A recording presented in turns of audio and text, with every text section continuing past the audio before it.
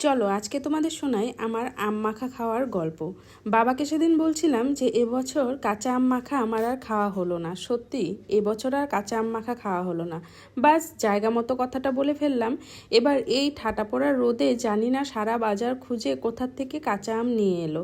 তবে কাঁচা আম যদিও বাইরে থেকে আমগুলো কাঁচা দেখা গেল, কিন্তু আমগুলো ছোলার পর দেখলাম ভেতরটা কিন্তু একটু লালটে লালটে হয়ে গেছে, তোমরাও দেখতে পাচ্ছ।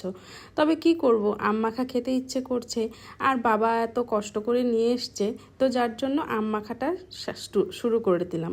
আর দেখো এই আম মাখা খেতে কত বাধা বিপত্তি এলো। আম মাখা খেতে গিয়ে দেখি ঘরে একটাও কাঁচা লঙ্কা নেই। দৌড়ে কাকিমণির কাছে চলে গেলাম, কাকিমণির থেকে কাঁচা লঙ্কা নিয়ে এলাম।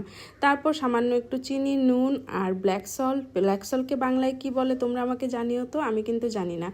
আর তারপর মেইন ইনগ্রিডিয়েন্ট যেটা ছাড়া আম মাখা কিন্তু আমার একদমই ভালো লাগে না, সেটা হচ্ছে কাসুন্দি।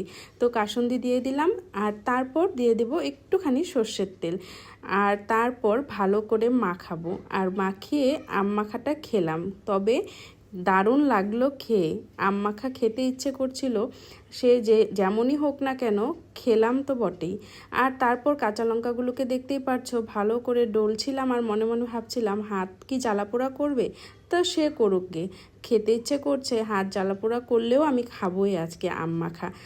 হ্যাঁ, ব্ল্যাক সল্টকে কিন্তু আমরা খাস বাংলায় বলি বিট লবণ, তবে শুদ্ধ বাংলায় কি বলে সেটা আমার জানা নেই।